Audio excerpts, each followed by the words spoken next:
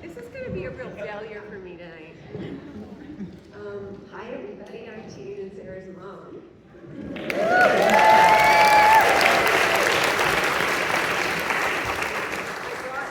I brought notes because I'm old and I forget a lot. I thought I would actually start with a housekeeping item. I was actually tricked into doing this, and I really want to put it out there for you so you have a context about why I maybe won't do as well as perhaps other moderators.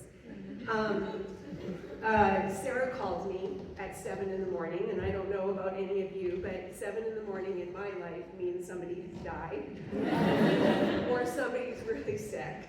And so when I hear her voice and she starts to tell me about how her and Tegan think I should do this like moderator thing, and I'll be so great, and I worked with teens, and I start to, think, well, I'm also just waking up because I've been sound asleep, and I start to give her all of the reasons why I shouldn't do it. I'm old, I'm forgetful, I've never moderated any conversation between the two of them ever in 44 years. Why would they want me to do that now? And perhaps they should get somebody else. And then Sarah says, well, actually we did, and they backed up.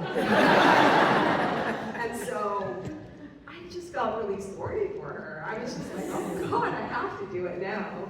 So here I am.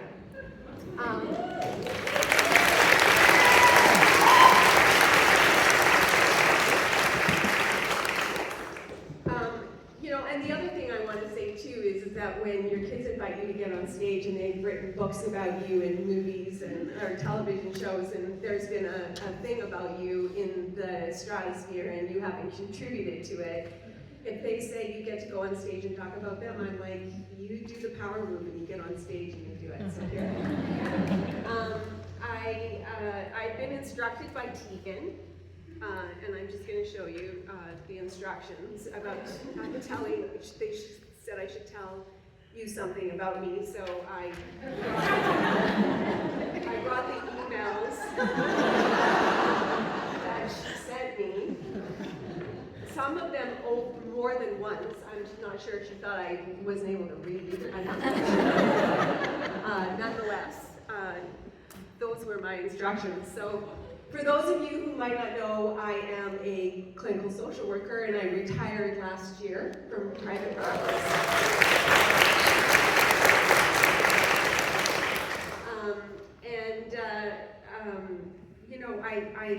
I had a lot of time on my hands, sort of, when I was working. Now I don't have any time on my hands anymore. But when I worked in schools with mostly teenagers. So most of my life was with either public schools, specialized therapeutic settings, and some private schools here in Vancouver. And I would say that the most favorite people that I have ever worked with are teenage girls. So my favorite stage of development, maybe other than Sid, who's 2, and probably I'll like every stage of development of his because he's so cute. Before we start our conversation about their new book, Crush, I thought I would give you guys some context about who Tegan and Sara were in middle school.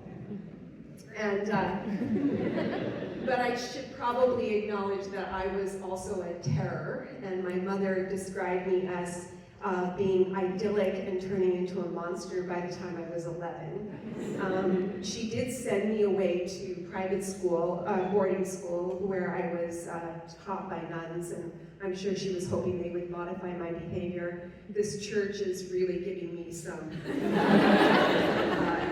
stress.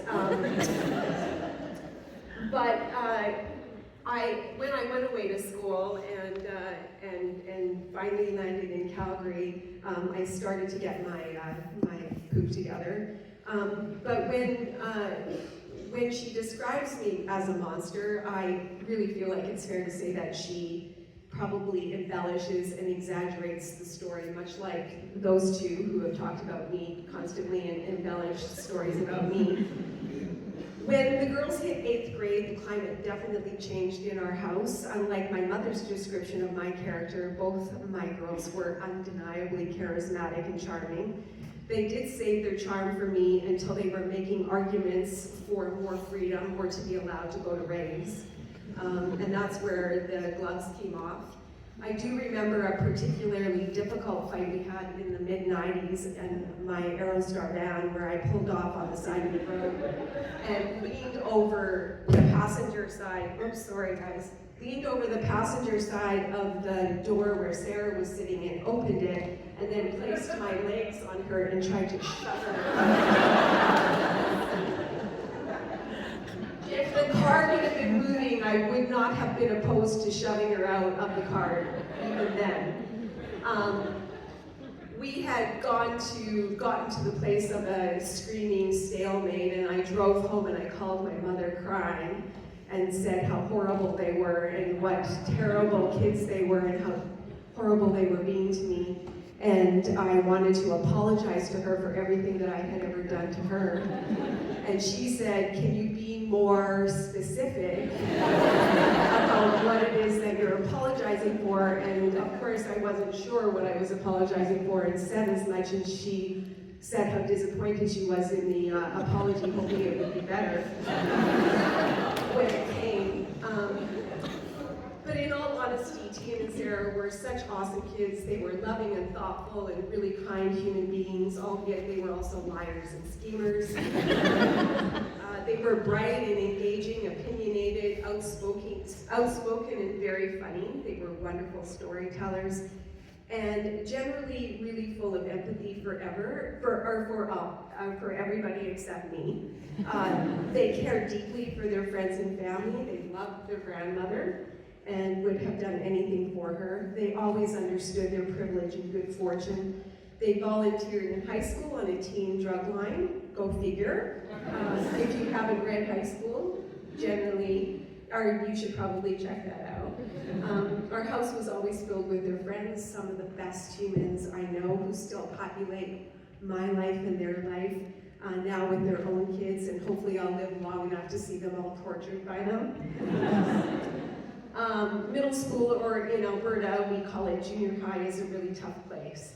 It's a time for everybody, in everybody's life, that is rife with fluctuating emotions, intense and dramatic relationships with friends. Our identity is forming right there in the moment. We become engaged in a world that our parents don't know about and don't live in with us, and we're figuring out who we are and what we want.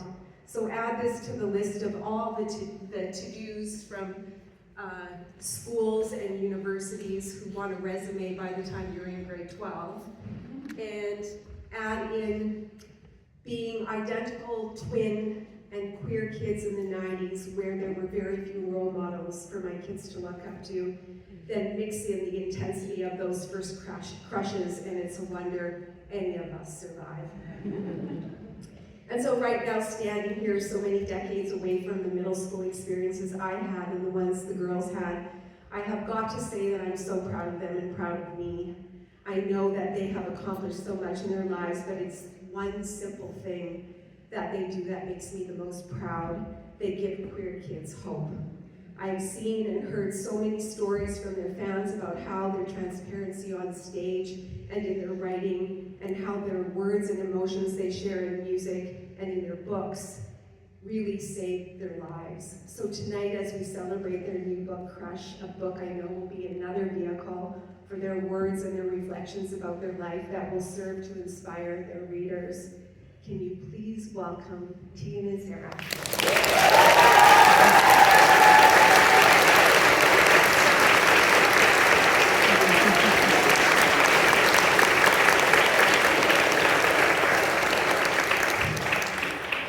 Excellent job. I think we could just call it a night. It's going to be downhill from here, I think. I forgot to switch the slide. I was so mesmerized by what you were saying. Yeah, it was excellent. It's not easy to get up and on stage, or in this case, in a church on the floor in front of a couple hundred people. So a huge round of applause for our mom, Sonia. I think she does a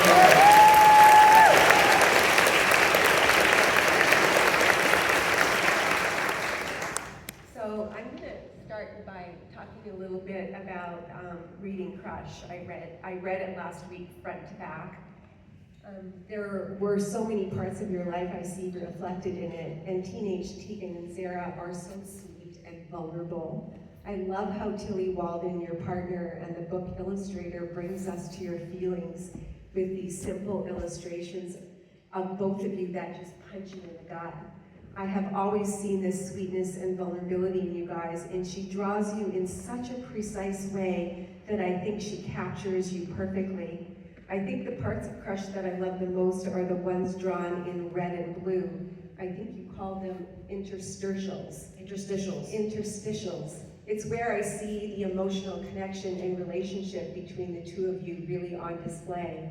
I'm curious about how you guys were able to get her to work with you, and do you think she just gets you because she's a twin? Yeah, it was the publisher that suggested her, and right away we knew that she was also a twin, and she's queer, and so it felt like the perfect person. Not that someone else couldn't have done it. It just felt like she was the perfect person to take this very vulnerable time in our life and draw it for us. But she's also just an award-winning, incredible cartoonist, so it felt really exciting to Sara and I. Like, that was basically like Mount Everest if we could get her to agree to do it. And she signed on, and then we didn't talk to her for almost 2 years because it was a deal we did when we did our memoir high school. So when we eventually started to write junior high, it had been, this huge period of time had passed. And the publisher, I'm not saying that they like blocked us from Tilly, but they weren't like, let's do a Zoom where you guys all hang out and get to know each other. They just were like, get writing. And so it was a weird thing where we just wrote, and then we'd send the pages to the publisher, and then when the script was done, which it took us maybe 5 or 6 months or something, they sent it to Tilly, and then Tilly drew samples of the characters for the book to sort of get our approval, and that was the only time we really interacted. And then she just drew the book, and when we saw the first edit, we both kind of like flipped out, and we emailed her, and we're like, how did you do this? And she was like, that was the longest script with the most detail I've ever been given. And so that's not to say that that's how she got to know us. I just think she's a empathetic, instinctive cartoonist who just is really good at what they do. But I think we gave her a lot of material, and I just felt she got us, and I feel like the interstitials were so beautiful. Like, her one complaint was that she wanted to know how we felt, and she didn't really necessarily always know. We weren't necessarily saying in the book how we felt, which I think is very us. Like, we were telling you absolutely everything else except for how we were feeling, and she created these beautiful interstitials, and it felt like that's when I was like, I think she really does know us. Like, she really gets it, and she's just such a special human being. Was that a question? I can't even remember. Yeah. I'm also curious about the interstitials. Are they like you're talking to each other, but in your sleep, or like in some kind of space? Like, how's it happening? I'm such a stoner. I don't know if it's actual literal conversation. I think that it's supposed to, part of writing the script, we were told like to really include a lot of detail, and we had just finished the manuscript for high school where it's almost the opposite, like, show, don't tell kind of thing. And so this was almost the opposite. It was like, make sure you include everything you want Tilly to know so she can draw it.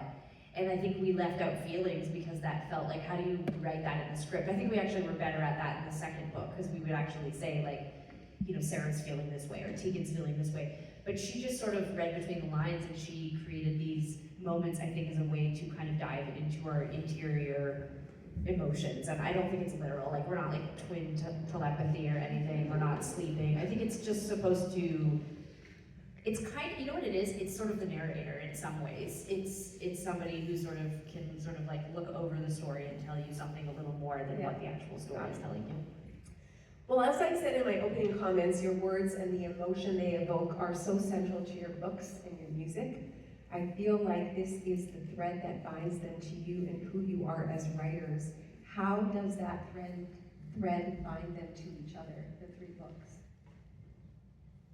Well, I don't know if this is exactly an answer to that, but this has come up a little bit since we started working on these types of projects, but this sort of like idea that we're mythologizing ourselves, like that we are trying to take our work right now, at least in the books and the TV show, and we are trying to sort of like recast our own origin story and our identity in our own words, because so much of our music is about relationships or about feelings or things that like muses or whatever it is, but the kind of like story of our band is always filtered through the media. And I think there's something interesting about going back and sort of like rewriting our early history in our own voice, because if you go back and you look at press from our early days, I mean, that is not what I want people to look at exclusively when we're gone off this earth, if anyone's still looking for us. But oh my God, I know, but I just felt like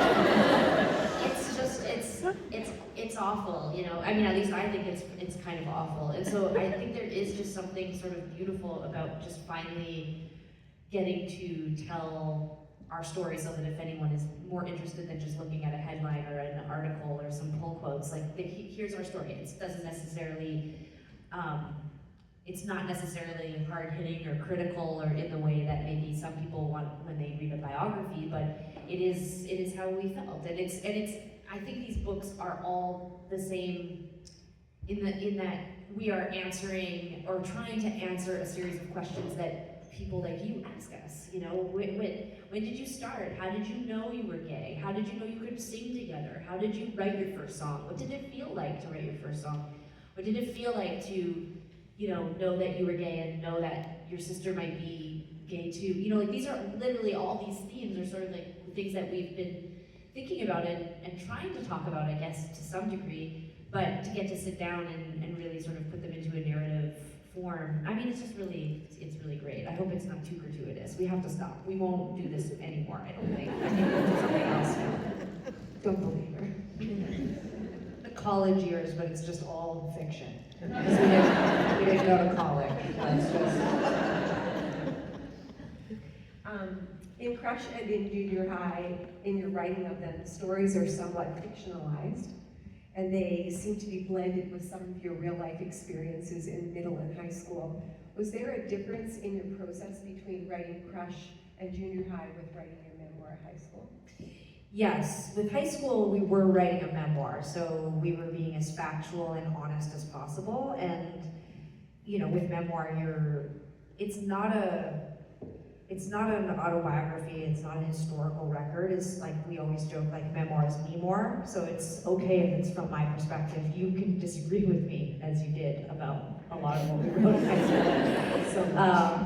But it's a memoir, so it's okay. But I think Junior High and Crush would be more categorized as autofiction, so it's pulled very much from our real life, but it's fictionalized to a point where, like, all the characters are different. And specifically with Crush, we pull major storylines from our real life, but once we were adults, and we modernized them and we put them into a teenage perspective. So and I think it was the publisher who asked us to do Junior High and Crush in that way.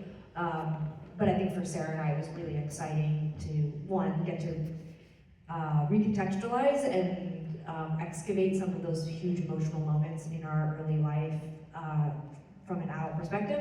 And it was also really exciting just to play with our imagination and write fiction, because I do think we are going to make a foray into fiction. So, Well, you have had quite a bit of experience creating fiction. Yeah, it turns out it's not that hard. It's just a lot just like a lot of the lies we told in high school. But we weren't very good at telling those lies, because you busted us all the time. And I think that's one of the things that is definitely missing from junior. I don't actually agree with that, because I did read your memoir. And there were a lot of things in there that I didn't bust you for. No, we were excellent. We were I was very excellent. deceitful. Yeah. Okay, well, That's a thick package there. Let's stay on track. Okay. When I read your books, I'm reminded of some of the experiences we had in the 90s. I have such a strong somatic connection to you. I realize, although that I was away from you a lot with a full-time job and school, that I always felt like I really was aware of what was going on with you and ultimately what you were both doing. But when I see it through the lens of your books, I recognize that I missed a great deal. Did it feel that way to you as teens, and how do you feel now that you look back at our lives during that period from this distance? Careful, that's a minefield. Well, let me just start by saying that in the 1980s and 1990s, you were probably more present in our life than the average parent, I think, because you were kind of hanging around. And, you know, in ways where we were like for example, we might be like alone having a sleepover and you were at work, and then maybe you'd kind of roll in around like 11 or 12 at night, you know, when you were done your shift. And we would be up and we would hang with you. Like we would, that's why it's in the book. It's truthful. You guys were around. You guys were around, I think so. I mean, I will say this. When I think about my son now growing up and not wanting to be around me, it makes me feel so upset.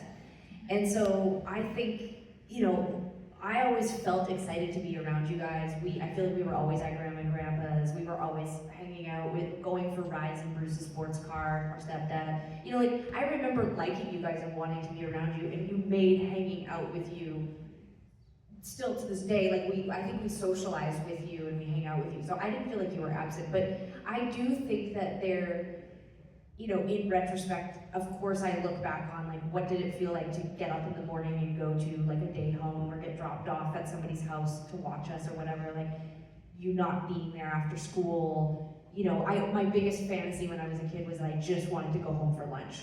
You know, like I didn't want to go to the day home and watch Tegan gag back like cream of mushroom soup and, you know, cold pierogies or whatever we used to eat. No, but I'm just like, of course, when I was a kid, my biggest dream was just that we would get to be around you more and be at home more. And but I also, you know, my memory was that I was admiring of you guys. You were busy and you were cool and you were always interested in what we were interested in, and you made available to us the things, you know, that we were curious about. And you always, I think that for, you know, what you lacked in like time, meaning like I don't remember you like, you know, my wife is sitting in the front row right here, and like I know that her mom used to like do homework with her and like do these things, and I'm like, okay, like I have like 2 memories of homework being done with me, and it was like one time I had spent all this time, It's like midnight. yeah, and hysterically crying, and I had like colored the Baffin Islands wrong and it was like I had ruined my Canadian map, and I was hysterical, and my mom got out a ruler and was like, why don't you just draw lines and then you create a legend? And it's like the Baffin Islands are different color than the other thing, but then they just have lines through it, so that's how you know they're all connected. And like, you know, it was a little chaotic, but it was, you know, like, I guess like just called my parenting chaotic. No, you were chaotic. I was a little chaotic, but I agree with that. You had a lot of faith in us. But you know, one of the things that I've been so excited to see in some of the reviews of, especially Crush, the second book, is it was important that we craft your role and really the parents' role, like, so, you know, you and our stepdad and our dad and his girlfriend in the book, the 4 of you really collectively co-parent, and you do this really seamlessly, and that's not a fiction. You did that in real life. We always felt like we had all of our parents and their new partners to support us, and that there wasn't tension for the most part. And I also think that you guys were the first people who, while you were incredibly encouraging of our interests and our, you know, pursuit of music, you were the first people to say, hey, whoa, pump the brakes. You don't have to become, like, you don't have to like drop out of high school and say yes to all of these, you know, opportunities that are sort of arriving because of, you know, winning a music contest. Like, you should still follow this path. You should still turn 18 so that you can sign your own contracts. You should still finish high school with decent grades, so if this doesn't work out, you have other options. That didn't really work out, hey, the decent grades. I mean, my grades were fine, Mom. I could have gone into it. It's fine. glad to get my transcripts out. Like, no, but I think there was, my math's grade, I don't know what to tell you. Okay, I think we're time for a new question. Okay, just wait. Let me just finish. No, just wait. Let me just finish. It was so important to me that we write in Crush how integral of a role you played, not in just pushing us. You encouraged us, but you were also one of the first people to say, hey, I'm gonna protect you from, thinking that you have to say yes to everything. Like you will still be talented in 6 months. You will still be good if this takes you 2 years. You will still, you will still have all of these opportunities or potential. You will have to pay rent though if you don't go to university. Yeah, that's true.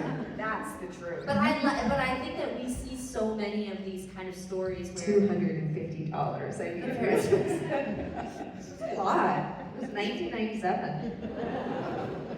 Anyways, I think a lot of parents, they sort of push their kids beyond what is, maybe responsible when they see like, oh my God, my kid loves this thing and they're so talented and I really want them to pursue this and I'll make their dreams come true. Yeah. You were the first one to say like, you believed in us. Like I never doubted that you believed in us, but you were also like, oh, you're absolutely still going to that tutor and you were finishing high school and you were getting your math above 60%. Like you were really clear that talent and and a clear-eyed view of the future did not mean that I was going to like flunk out of high school. I really am enjoying this reframe because that's not how I felt.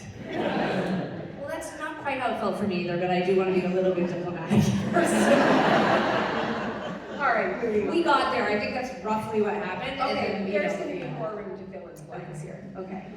I spent many years of your childhood and adolescence in school getting my social work degrees. I remember us doing homework together when you were in elementary school and you were making me tea and scones when I studied. Your homework, yeah.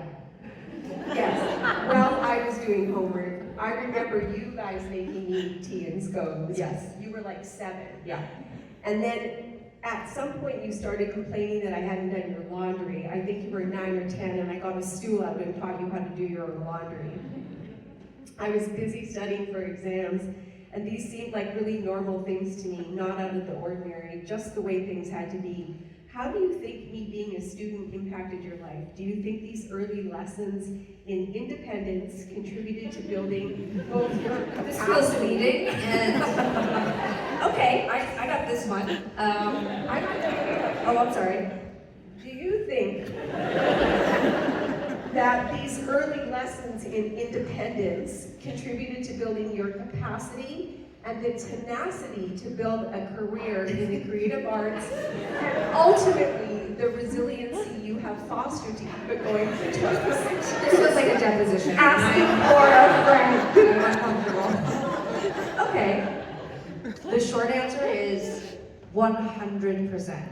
I feel it is a point of pride and something that I spent a lot of time processing in therapy. That I feel unbelievable gratitude for how, not just you, but how Dad and Bruce and our grandparents, how many adults in our lives treated us, not like kids, but treated us with respect, like treated us like we were capable and we were able to do things. And I feel like, incredible gratitude that we have those skills. I think we were, when I compare who I was at 17 to 17-year-olds now, or who I was at 25 to 25-year-olds now, it's like a Grand Canyon-sized difference. Like we were, I felt like an adult at 15, and I know that every teenager says that, but I do feel like we were given an enormous amount of freedom and an enormous amount of responsibility, but we were also checked a lot. Like I do feel you guys constantly stepped up and really pushed us to be mature. And everything it was like if you want to come home at lunch, then you need to behave this way and we need to be able to trust you to be able to do that. And I think that was extremely helpful in terms of our career. I think that we have always taken everything we do very seriously. We felt entitled to nothing. We still feel that way. I think that's how we've led through our career. I still to this day don't feel entitled to anything. I'm only entitled to what I work for.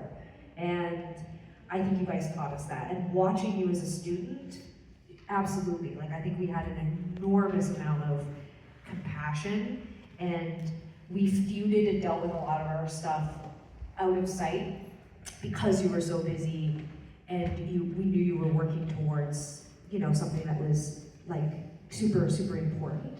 That being said, I think that one of the things that was really exciting about, you know, getting more into autofiction with Junior High and Crush was we were able to create, like, I think some of the things the parents do in the book are not things that we had. And I think that is part of being a writer, is writing what you wish you had, you know, and I don't think that's bad. You know, I think that I've experienced that through music and now through books, is the people who love us and know us sometimes have to go through a grieving process of hearing our perspective, not just to them, but to the world. And I acknowledge that that can be really tough, but I do think these are aspirational books, you know? Like, I don't think everything that happens in the books we had, but I still feel like what we did get was, we literally wouldn't be here. We would not have lived the life we did or had the career we had if we'd been treated like differently. I remember you telling me, standing at the top of Center Street Hill, that me being a student made you realize how badly you did not want to go to school. Yeah, it looked so hard. Yeah. You know, I think now I have such an Americanized view of college, and sometimes I have this pang, like, oh, I missed out, like, I really wish I'd gone to college, but it's so specifically because of TV and movies. I saw you go to college and I was like, too hard. It looked so hard. It didn't look fun at all. And, you know, you didn't even live in a dorm or do a cake stand or anything. You were like, you just studied all the time and then cried and then had a job to pay off your student loans. I was like, I don't want to do that. That's pretty much it, yeah. Listen, we are moving into doing our section about reading some pieces of your book. Well, first we're gonna look at some photos, Oh, just okay. to kind of tease ourselves a little bit and see if you remember anything specifically about any of these photos. But we've been talking a little bit about how funny these photos are, because in all of the photos, pretty much, Sarah's wearing things from Disney World, and I'm wearing Calgary sexual assault shirts. Like, I'm wearing, like, there is no difference. Sarah's wearing a Take Back the Night shirt. Like, it's really interesting. Like, that's your influence there. You know, you were a 90s feminist. You were, you know, you were very, very active in our education about human rights and social justice. And this is just, I'm trying to think, like, what the teachers must have thought. Like, you know, like that shirt that I'm wearing. You had a no means no one as well. Yeah. I think it's proof though that, you know, where a lot of teenagers start to really push their parents away, like we were really still we really looked to you guys for, you know, I mean, I hesitate to say style advice because I am wearing a weird Montreal Canadiens and an Epcot t-shirt in some of these photos, like in this pajama onesie thing with footsies or whatever. I don't know if that was like your style or fashion, but we really were influenced by you guys. We were influenced by the things that you were interested in. And then, you know, I think it was a sort of reciprocal dynamic because we were interested in, you know, your politics and sports teams, and you guys were like, what are you listening to? And then if you liked what we were listening to, we were all sharing the music in the house. And that felt like that was not happening in most of our friends' houses, so it was really special. And then I also just want to specifically ask you if you know anything about this picture with Tegan and I here. We're in the black and white and there's a bunch of boys. Do you know anything about that photograph? I know it's far away. Who can see this? Maybe like these children right here can see it because they have bionic eyesight at this age, but like everybody over the age of like 20 is like, what is that? What's going on in those pictures? Is that AI? No, it's me and Sarah, and then would you recognize any of those kids? I absolutely.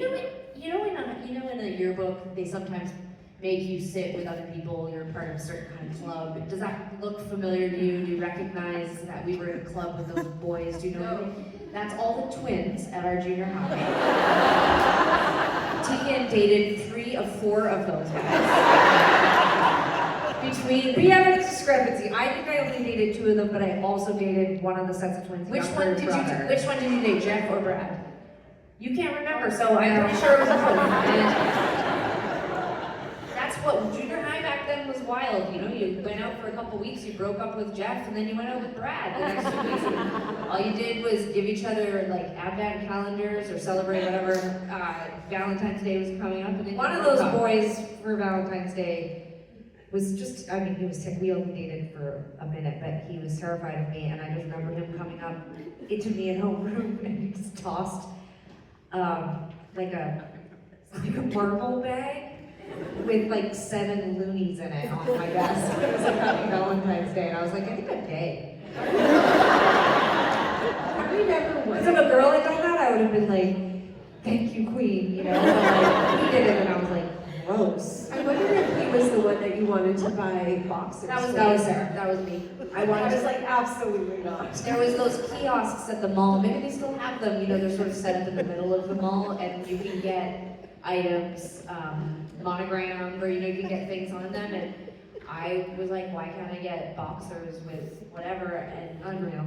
I was like, but I don't know. We were like 6 months away from wearing long johns with boxers shorts over top of them. Like that was the style. So I wasn't like, oh, these will be the perfect briefs for him to wear under his pants. I was like, we're all wearing boxer shorts on top of our clothes. Like that was the style, Mom, God. But what were you doing in 8th grade? These are pictures of you in 8th grade. What were you doing? I was in a boarding school. Were you cool? Were you good? Were you bad? Well, there were 80 of us, and you were either there because you were bad or you were really rich. Which one were you? Neither. I don't know about that. I think you were bad, right? Well, I got into a lot of trouble, and to be fair to myself, I was 8 years and 12 years younger than my 2 siblings, and I actually think my parents were just done with parenting, and so they were like, let's just send her to boarding school and we'll go travel, which is what they did. And work it out, Mom. Talk through your trauma. And so I was in boarding school with 80 other girls, and I think there were about 10 of us in our grade, in each grade, 10 or 11 of us. And my first boyfriend, who I met driving Lots around of kids the periphery here. of the school, his name was Joey Stevenuck, played guitar, and I was infatuated with him. And so we would sneak out at night, out of the change rooms. We would lift up the windows and go out and meet the guys in Pre-Lake, Saskatchewan at night, and then get back in the morning. They would just read. Various graphic novels. They'd read graphic novels and study together.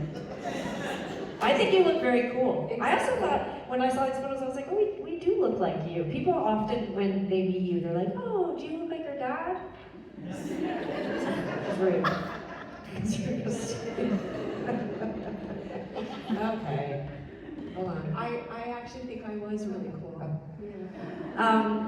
We are going to do a reading now. I've printed you a script and highlighted. You're going to play the narrator, you're going to play yourself, and you're going to play a character named Ramona. So the book just came out. I know many of you won't know who Ramona is, so I'll try not to ruin anything for everyone here, but in Crush, the book starts with Tegan and Sara's band Gunk enters a contest and they lose the contest. Sorry, it's a spoiler, but you're gonna have to live through that multiple times in the rest of the show, so I'm just telling this now. But so they lose the contest, but they end up getting a manager. And Crush is really, it's still about the Tegan and Sara universe from the first book, about their friends and the crushes they have in school, but you also see young Tegan and Sara sort of having to grapple with this newfound success and fame and figure out what to do with it. And pretty true to life, we wrote it as if Tegan is very excited by this, she's very amped up, she wants to be a rock star, and young Sara is more resistant, hesitant, wants to just be a young person. And so you see a lot of friction in the book while they're trying to figure that out. So we're about to read a scene from a chapter called, multitasking's hard. Wrong way.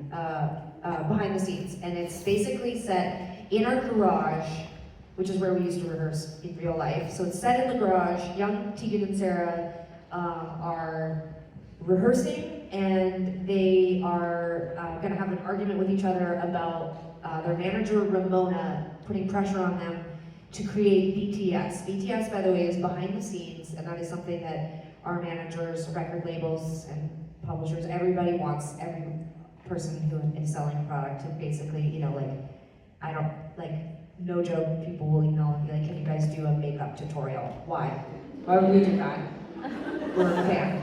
Why would we do a makeup tutorial? So, but in this scene, we don't do that. We just want to go live, okay? So, you're playing, you know, your characters, you're ready? Okay. Yeah, you just basically read what I was supposed to read. No, I know, but I had to set it up, because, you know, if you just read it, I would be like, what the hell's going on? All right, it's the garage studio. It's in the day, so light. It's a messy garage filled with instruments, cables, and a laptop. And Tegan and Sara are standing with their guitars, adjusting their equipment. Is this tempo too fast? I think it sounds cool. Should we go live? Not yet. Let's film our rehearsal at least. Ramona says we need more BTS.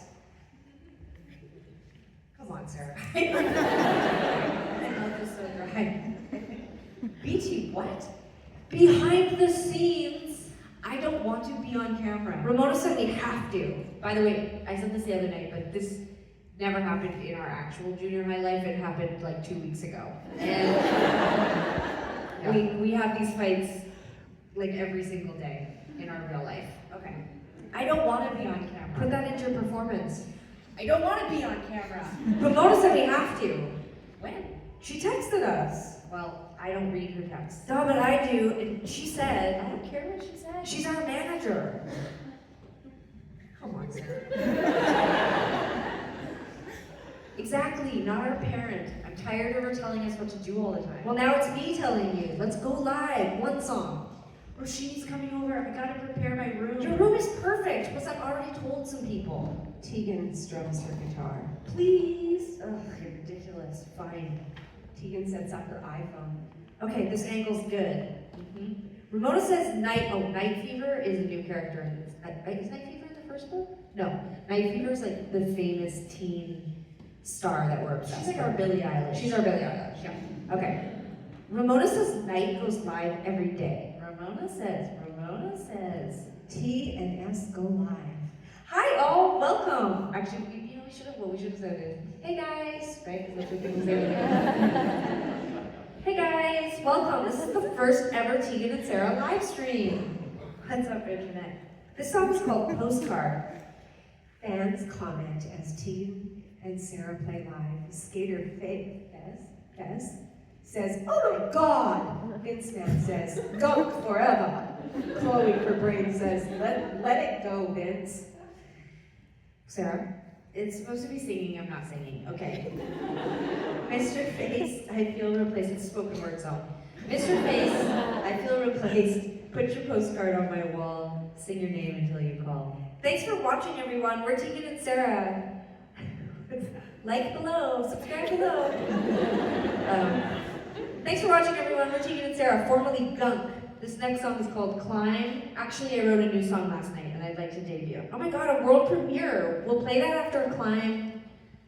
That song's dead, like Gunk.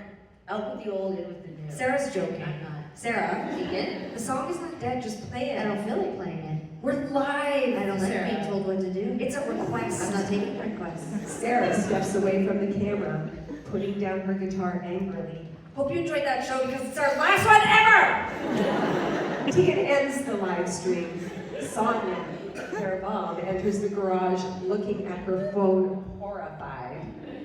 "Sara, Tegan, what are you two doing?" Yeah, Tegan, what are you doing? "I'm talking to both of you. That was very unprofessional." Maybe I don't want to be professional. We just got a manager. So we can still just be a band and take our time. "I agree, there is no rush." But Mom, part of developing is rehearsing and doing social media all the time on 17 different platforms, even when you're 44. It's never monetized, so it's just volunteer work. Just kidding, that's not in the book. I want to write songs and play them for our friends, not make content. We have to. She doesn't have to, Tegan. But I want to. Well, I gotta get ready for Roshini. Well, sorry for wanting to play music. Mom! Sonia unplugs the microphone. "Hold up, both of you. Let's take a beat." Tegan's cell phone starts to ring.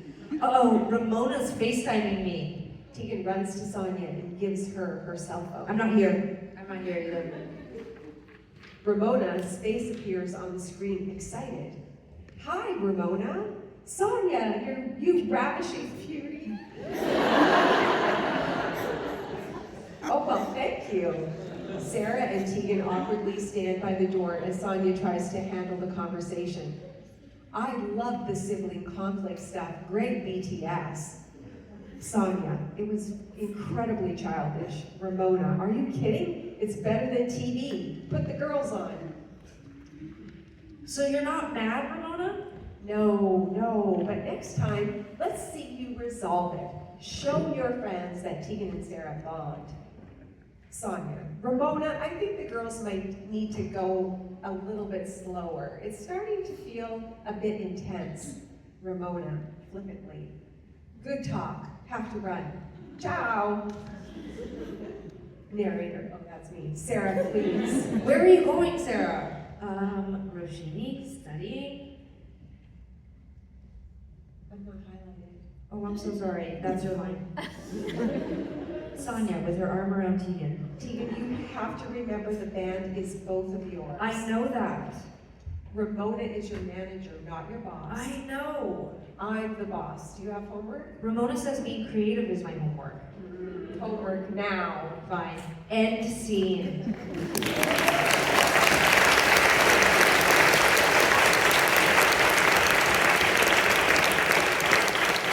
So, this next section, Sara and I pulled a few stories from Crush that are based on our real life, that we, like we said, we sort of fictionalized but also modernized and put in the book. And the first one is Gunk enters this contest at the beginning of Crush, and it's a battle of the bands, and they lose the contest. Of course, in real life, when we were 17, we entered Garage Wars, and we won the contest.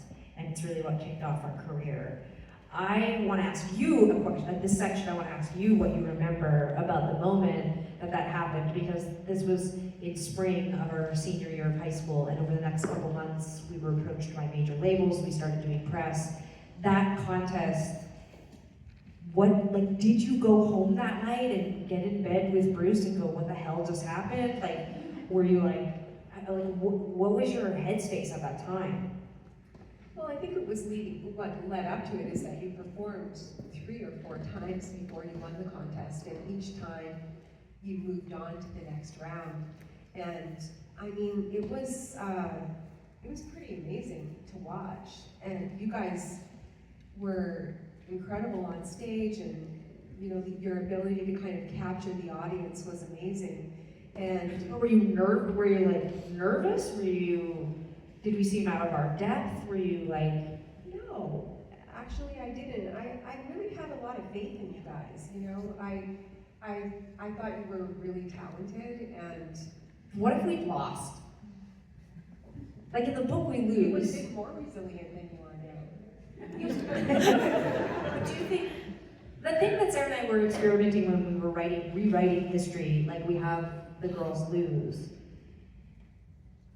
I think part of what we were getting at was could our trajectory have been completely different? What if we had lost? Would we have not taken ourselves as seriously? We instantly were we need to do this. This is going to be our career. We're going to take a year off high school. I mean, it literally sent us on the path that sent us here. If we had lost, do you think it's possible that you would have said, yeah, you guys are great, and I love you, and it was so wonderful seeing you there, but go to university, do music as a hobby kind of thing? Can you imagine that we talked us out of the life that we ended up having? I don't think it was easy to talk you guys out of anything. Right. And I say that with all seriousness. You had a pretty strong sense of self. Well, you queued this up perfectly. Here we go. It's springtime in high schools in Calgary, and thoughts are starting to turn toward final exams, graduation, and summer jobs. But for 17-year-old twins, Sara and Tegan Quinn, their thoughts are starting to turn toward a career in music.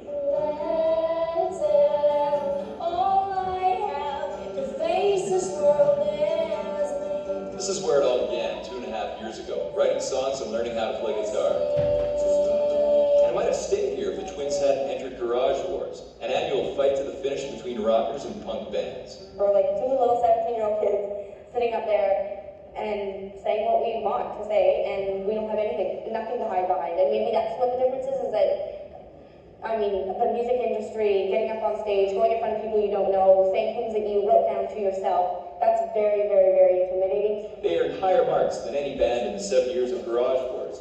It's something they find a little overwhelming, but That's very my mom. exciting. Like, you couldn't have talked us out of it, but like, who are those kids? Like, were you like, what in the hell is going on? No. No, I don't think so. I mean, Really, to be honest, I have a lot of brain damage from the 70s.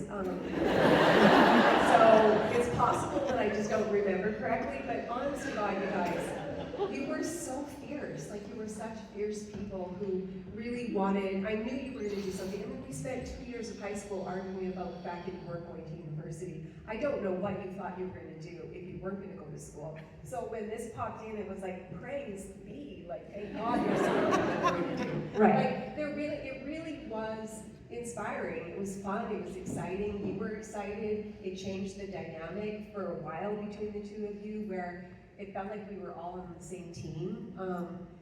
Yeah, it was really exciting. If you wouldn't have won, I mean, I think you probably Would have still done something. you would have worked at Robin's Donuts. I mean, Nice. I don't know. The good news is that, and I don't think it was necessarily our choice to make fictionalize Tegan and Sara lose. I actually think it was a suggestion from, maybe not specifically lose the contest, but the publisher really wanted us to, put some conflict into the book that might, be different than what we went through. And I found it really satisfying to make us lose. And only because I think for a long time, I've also wondered about how many things had to sort of fall into place for us to have the career that we did. And so it's really exciting to think about, well, what if the circumstances had been different? Like, what if we hadn't ended up winning that contest or meeting, Neil Young and his manager and going out in the world the way that we did? Like, could we have had a different career, and what would that look like? And I think that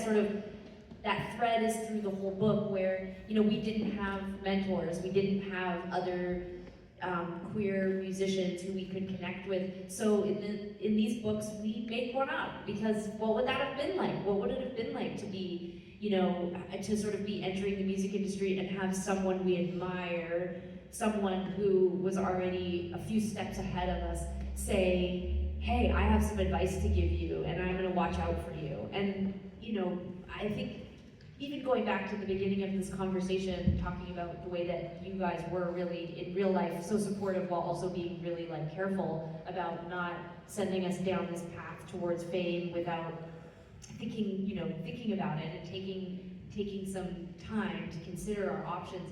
In the book, I know Tegan said aspirational, but I think it's more than aspirational. It's sort of, I hope maybe this version of the story is applicable to other people's lives, not just people who want to be musicians, but to show that even when you're really good at something, you don't always win, and to show that even if you are really good at something and you don't win, there are still paths for you, and that your parents can still be proud of you, and it's okay if sometimes it feels exciting to think about your future, and sometimes it's just fun to hang out with your best friend who you also have a crush on and do homework. Because I remember really feeling that way many times at the beginning of our career, starting in high school and into our early 20s, where I would be like, oh, objectively, we just got this huge opportunity going on tour with Neil Young, or I remember we were gonna go to play David Letterman and go to Japan. I was 19, 20 years old. All I wanted to do was hang out with my girlfriend. That's all I wanted to do. When my manager would call me and he would be like, we got a really exciting opportunity, I would just be like, oh no, I have to say goodbye to Belle. Seriously, I would weep, I did not want to be separated from her. And I think, this idea of that we have these opportunities, or that we're supposed to just feel one way about something if it seems cool and exciting. I really love that we were able to take all of that and kind of reshape it in a sort of it's not exactly how it happened, but what if it had happened this way? That's really exciting. It's an exploratory, healing thing.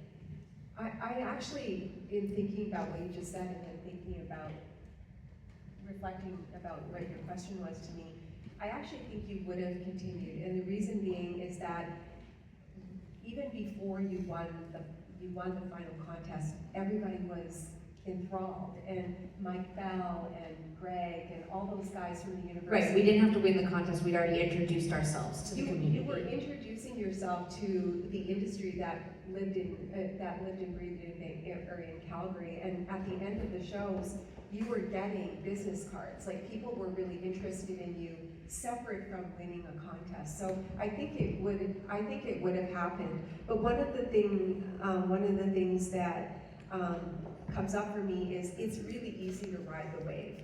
Like, I remember after that, I can remember going to work the next morning and calling Mike Bell, because I had those cards, and Mike Bell was a writer, reviewer with the Calgary Sun, and he had been one of the judges, and he had given me his card and said, if you have any questions, this must be pretty overwhelming, give me a call. And I called him that morning and I was like, what happened? Like, what's happening?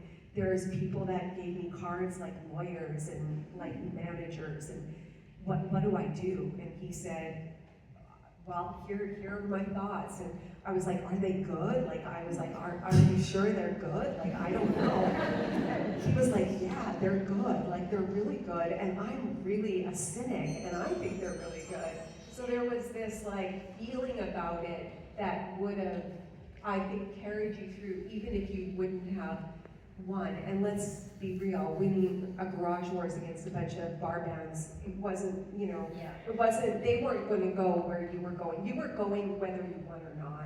Yeah. That's what I This leads me to sort of this next theme, which is like in the book, then young Tegan and Sara have to go and do a photo shoot. This was a big thing we wanted to put in because that started happening to us. We were still in high school when a lot of this press came out, and it was like, my recollection of it was both very exciting and also extremely overwhelming. Can I read you what I wrote about it? Yeah. I said, from the outside, photo shoots were such a hard thing for you guys to do. I remember taking you to a place on 17th Avenue to get those photos. Yeah. Right there. I can only imagine what it must have felt like to have all those eyes on you. You were both so self-conscious, as most teens are. I remember when other people got involved, there was this push to change your image, and you guys just railed against it. We shake our heads.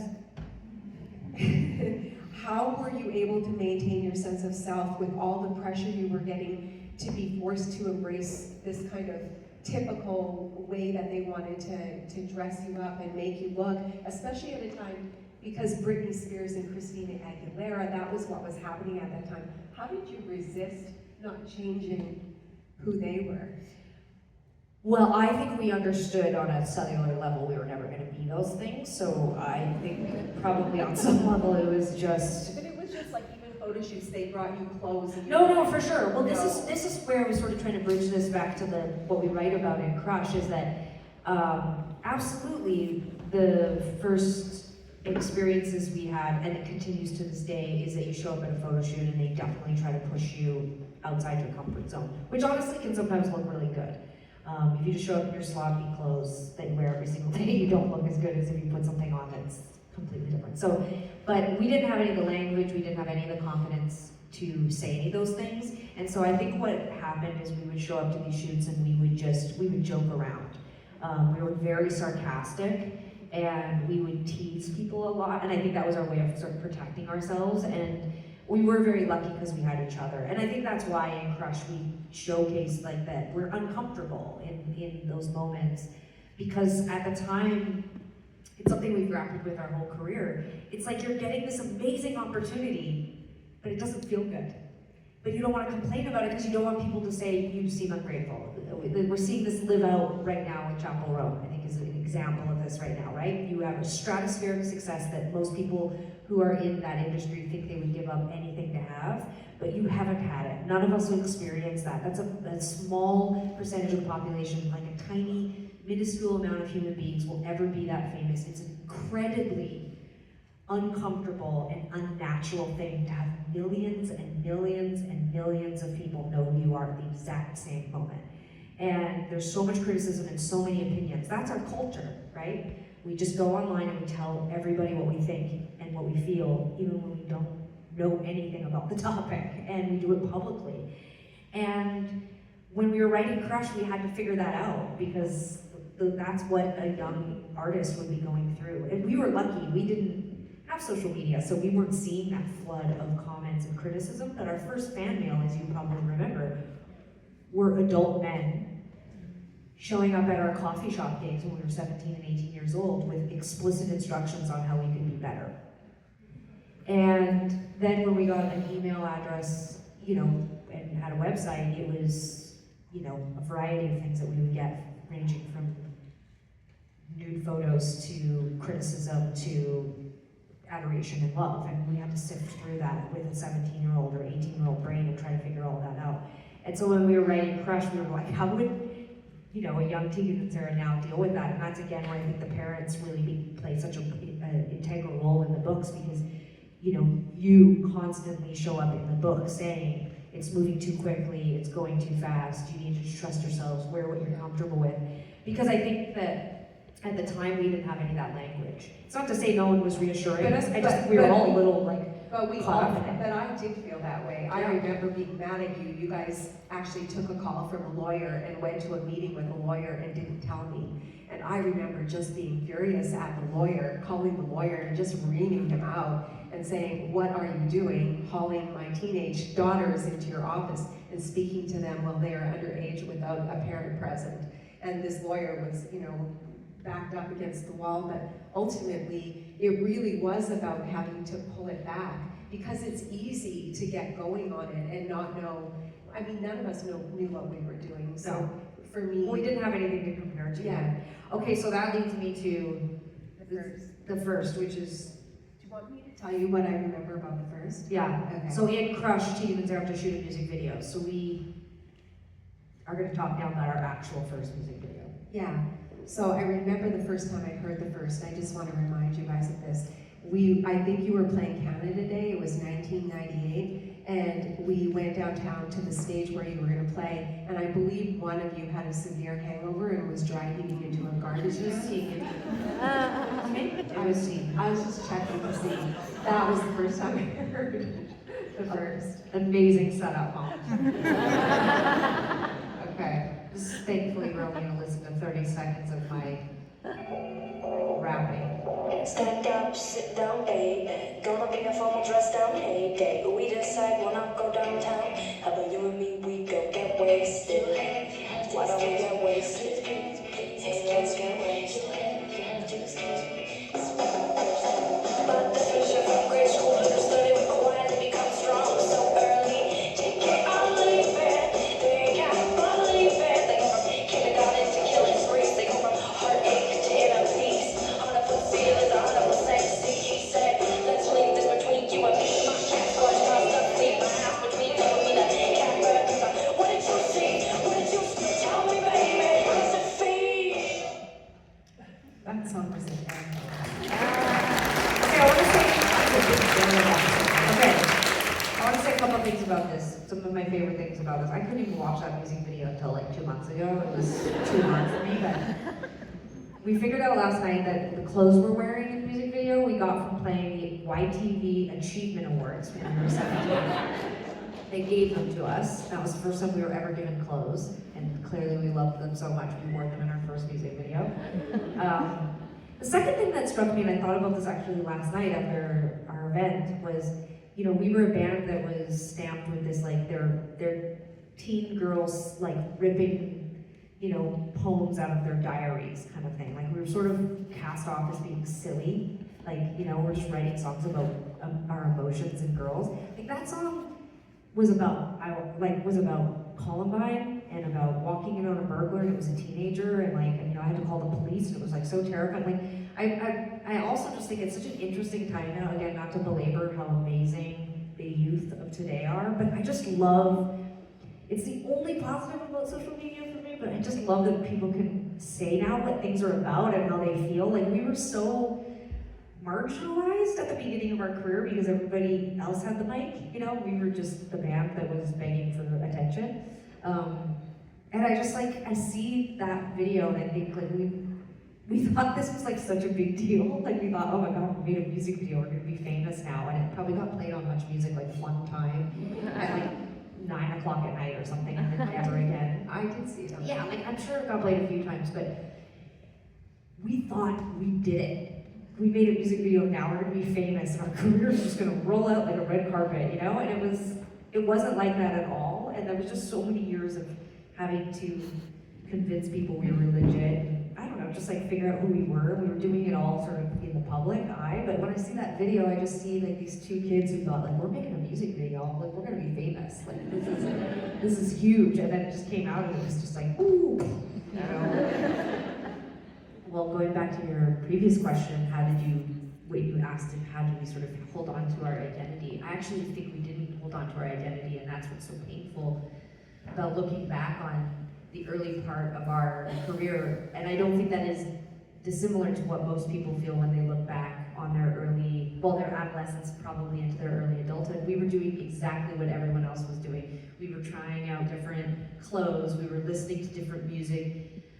You know, we circulated through new social circles really quickly. We made friends really easily after high school, and some of those people, you know, they came and went within a month or two. I mean, we really were trying to figure out who we were, like in warp speed, and then we were also documenting it, you know, like in this really unusual way that most people don't have to do. Well, I guess it's more common now. We all film ourselves a lot more, but you know, those clothes are not our clothes. Those are clothes that someone gave us, and then 2 weeks later, it's like, oh, you have to shoot a music video. It's like, oh, okay, well, I'll definitely wear this weird shirt that looks like it was torn apart by a Wolverine, and it's really tight, you know? And it's like, I don't know, we really were just figuring it out. And I think that's why there was a sort of sense of dislocation in trying to figure out what our identity was, why some people saw us as these dumb girls writing songs about our boyfriends, and some people, gay people,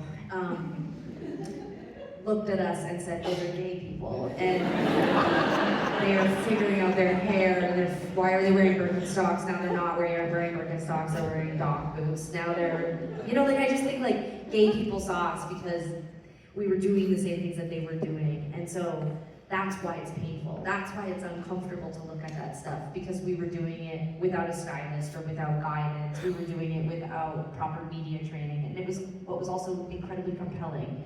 And you know, it's embarrassing too, but it's compelling. And I think, you know, it's obviously this version of it is not in the book, but it was really interesting to. No, but it is embarrassing in the book because of the book. Well, I was gonna say about the music, like that you know, Tegan wrote that song as a reaction to all the things that were happening to us. You know, we were writing in real time, and so are these kids, you know, so are the Tegan and Sara in the book who lose the contest, or who are navigating romantic relationships, or relationships that they want to be romantic. They are trying to figure out what it means to have a social media account and have people talk about their clothes or think their songs are dumb or whatever. And, you know, I think one of the sort of equalizers of this time that makes it easier to write a book like this and hopefully have it relate to people is that what was happening to us in 1998 was really unusual. It was hard to explain it to other people. But because of social media and the internet, to some degree we've all experienced that sense of euphoria when one of our posts goes viral, or a bunch of people really like what we put up online, or you know, maybe we made something or did something and it was really exciting and everybody really liked it. And I think that this sort of time and this like complex thing that we're trying to figure out around, is social media good, is it bad, how much is good, how much is bad, why do I feel good and then feel really bad, like all of that, we've been dealing with that since really 25 years, like since our career started. And I really empathize with what's happening in social media and sort of like this debate around modernity, because I'm just like, yeah, it's so hard. It's like this, we're you know, we're just sort of all trying to figure out who we are, and we're doing it in front of a camera, and we're waiting for people to validate us in this really potentially toxic and complicated way. And it's sort of, this sounds bad because it makes it seem like I'm happy you're going through it now too, but like, we've been going through it not feeling like everybody understood it. And now I'm kind of actually, for the first time in a long time, really feel like, wow, people really know, especially kids. Like when I talk to my friends about their kids and the way that they're navigating social media, it feels a lot like the conversations we're having about how do you be an artist online and open yourself up to criticism. It's kind of the same conversation about, oh gosh, I'm really nervous for my kid to get a social media account, and what if they're bullied, or what if, whatever, you know, like all the conversations we're having. Those are also the conversations we're still having as adults about our career and about art. And it's just interesting how it's sort of become full circle now. It's interesting.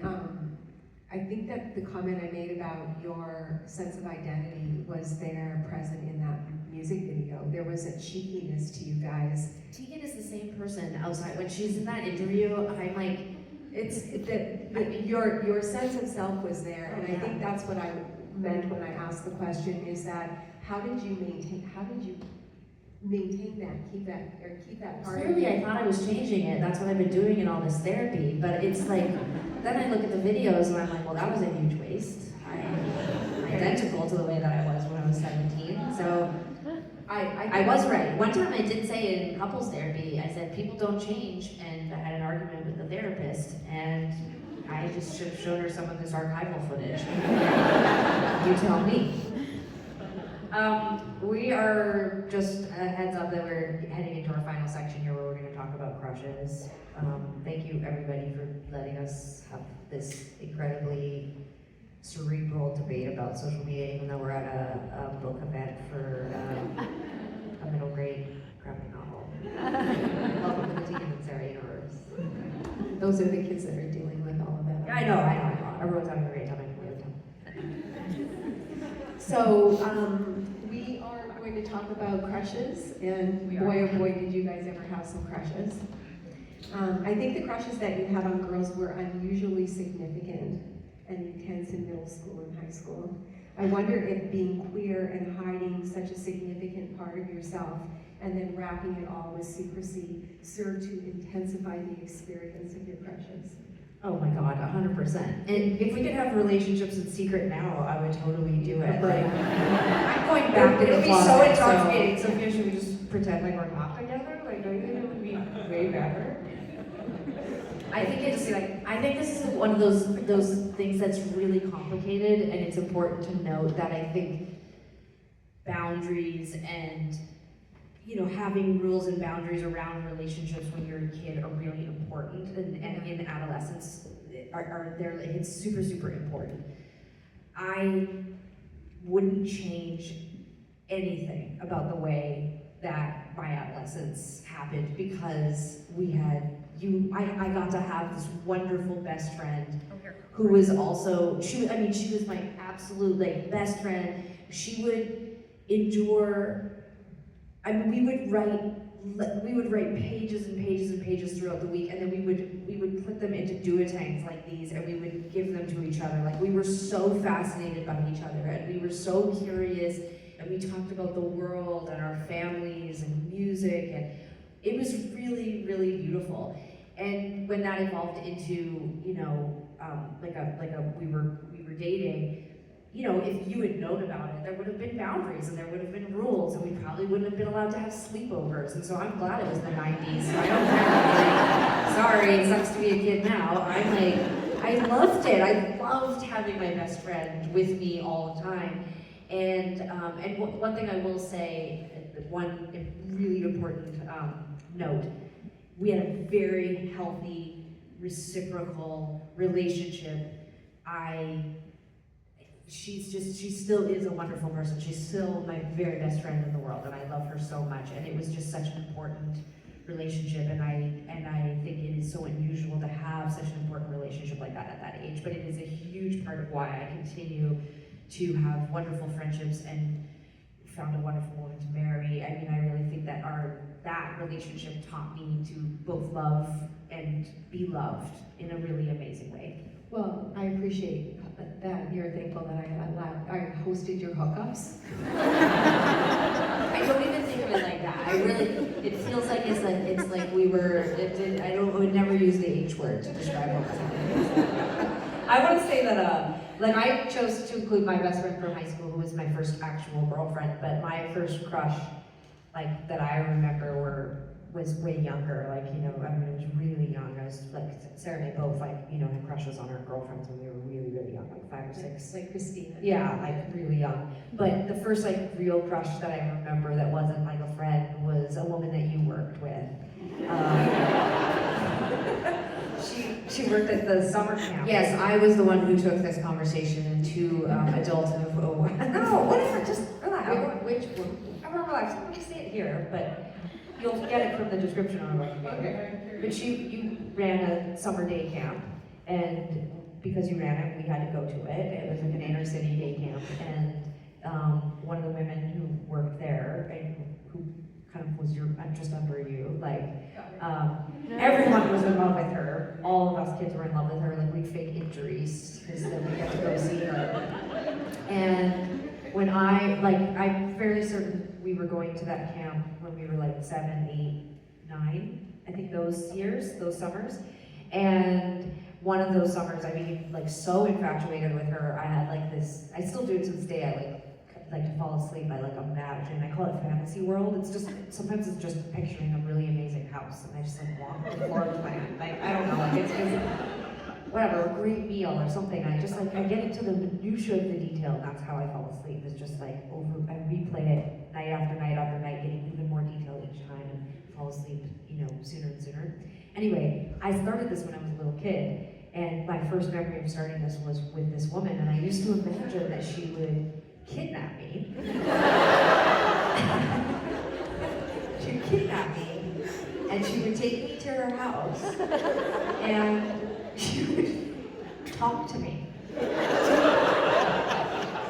She would just talk to me, like, she would just ask me questions, and I would just tell her all the things I thought about.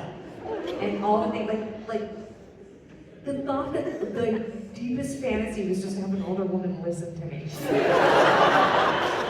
She would be so pleased about that. I know, I should really tell her. Anyway, that was my first crush. Like, that was how my crush feelings came out, was attention. Like, I was like, that's how I knew as I started to get older and when I looked back that I liked women more than men. Because I was like, I had boyfriends, I liked boys. Like, I really was genuinely interested in boys in a way, but when I look back, it's like I was always so desperate for women's attention and like affection and like, so I want to show your crush though before we get into the final Q&A. Will you tell us a little bit about this fine young gentleman? Brian and I grew up together. He grew up in the town that I was from in southern Saskatchewan, and he became a pretty famous hockey player with the New York Islanders. During the Pittsburgh Penguins. Yeah, and then managed the Pittsburgh Penguins. But yeah, Brian was a very, very good hockey player, and they sent him away to the bigger city close away from where we lived. And I was in boarding school, and he went away to school so he could do hockey while going to school. Did you like pine for him? I did. I had a really big crush on him, and then he asked me out, and we started dating when I was in grade 9, and he came to my grade 9 graduation. Was he older than you? He was 2 years older than me. Oh, wow. Yeah, he was. I found him incredibly boring, to be honest. Once we started to have the relationship, because all he talked about was hockey. It was like the only thing that he actually really wanted to do. And you didn't want to be a hockey wife? I was not going to be a hockey wife, no. But he was a lovely guy, and yeah, he was definitely my first crush and probably real first boyfriend. Okay, we'll stop there. We'll finish just to say that there are a lot of crushes in this book, and Sarah said it last night, but it's not just romantic crushes, friend crushes were super important, and I think that's one of my favorite things about junior high and high school is how centered the friends are, because friendship is so huge. So we're going to do some Q&A now. We're going to say thank you so much. There were so many questions that came in. We've only picked a few because we only have about 12 minutes. So, but I want to tell everybody that we are going to answer all the questions that we got on our Substack. So if you're not subscribed to our Substack, it'll be a free post that we'll do where we answer everyone's questions. So thank you so much for all the lovely questions. But I'll throw it to you, Mel. So in the book, Sarah hates playing This Is Everything. Does she actually dislike that song, or was that fabricated for the book? I definitely do not hate that song. There are songs that I hate. What? That's not the question. I had to create some tension, and I do think that that conflict happens in our band all the time, and it started as soon as we started writing songs. You'd play a song, and sometimes it was Tegan, sometimes it was my mom, sometimes it was my friends. It was like, play that song that you played last weekend, and it would be like, oh, I'm over that song. I wrote like 9 songs this week, and I don't only want to play these new 9 songs. And I can remember already people would get so attached to the songs, and they would be so devastated that we didn't want to play them anymore. And it's so interesting to me because in the beginning, when you just start playing music for people, it's also, so many people love when people want to request their songs. They'll play the same song over and over again, but that was something that we never did. We wanted to always be on to the next. So it's interesting that now we're trapped in a career where we just have to play Living Room every single time. Oh God. So she doesn't like Living Room.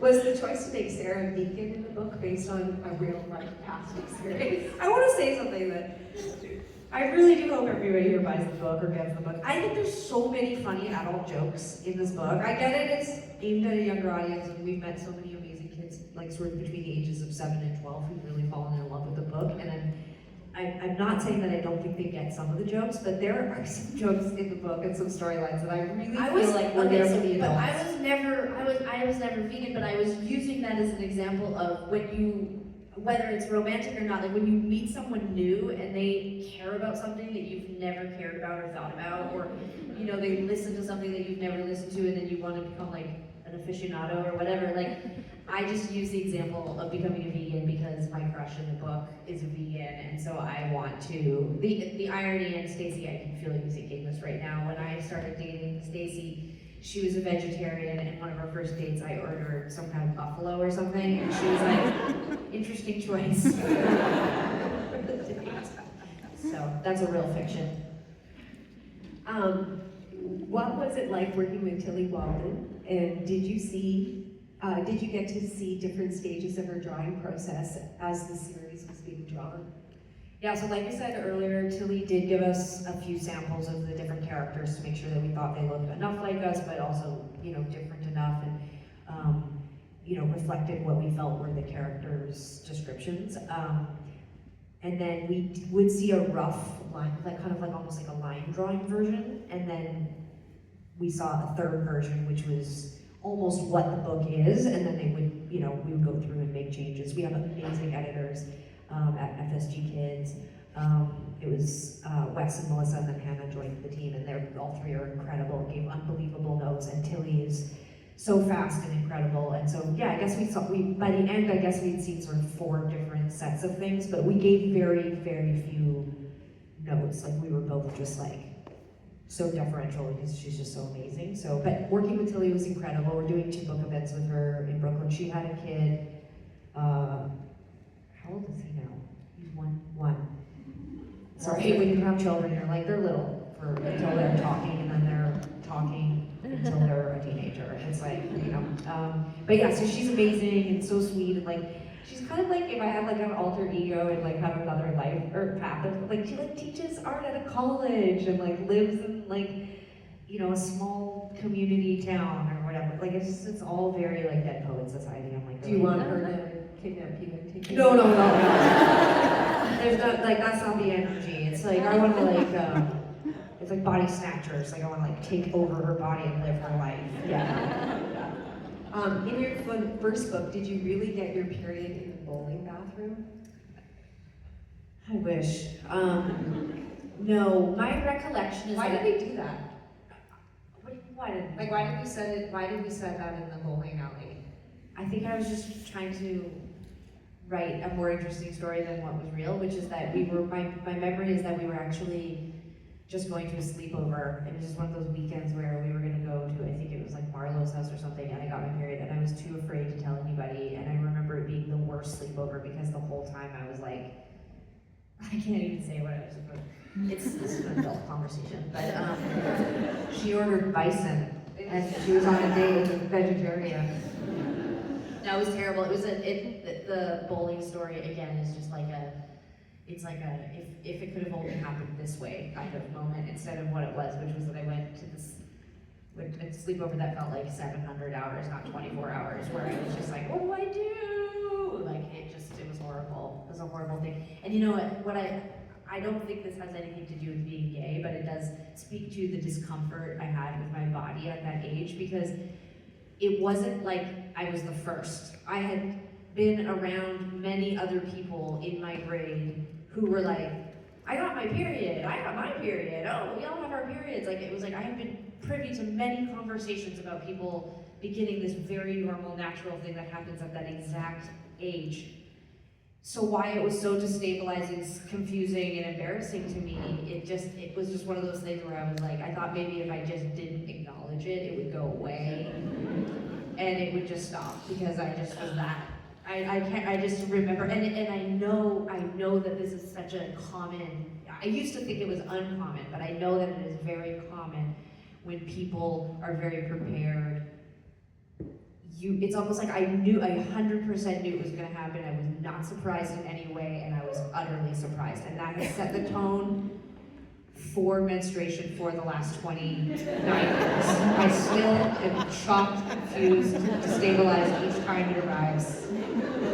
I think, are you serious? I can't believe Well, good this. news, you're getting to the age where it's I know, it's almost almost over. Believe me, every time I'm like, this has gotta be wrong. It's if I were to give a sound effect to it, it does definitely sounds like, it's like creaking, it's getting old sounding. Hey, mine, by the way, I got, and then had to go to karate lessons.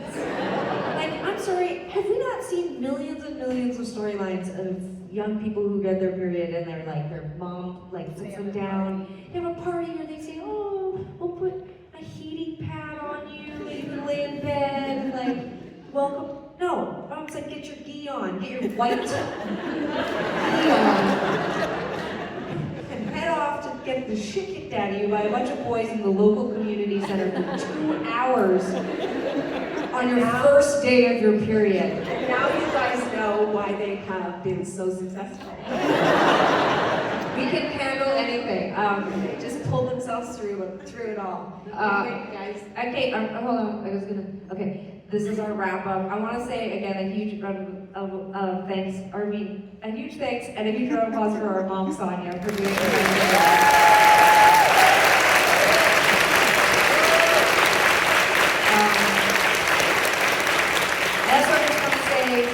A huge round of applause to all of you for coming out, because books shaped Sara and I's youth. They still to this day are a source of both joy and comfort and escape, and you know, we both are collectors of books, and it's been an absolute it blows our minds that we get to do this, and there's such an amazing book community here in Vancouver, and so I just want to say thank you to everybody who put together this event, who have supported us, embraced us in the community, and all of you for coming and reading and getting young people to read. It's such a meaningful thing, and as my mom said earlier, there was just so little representation when we were younger, when we were looking for, you know, ourselves, and so I do hope if you know somebody that would benefit from having this book that you'll pick it up tonight. Thank you so much for coming out and supporting us in all of the weird things that we do on all our side projects. It really means the world to us. As my mom pointed out, we really weren't going anywhere else. So this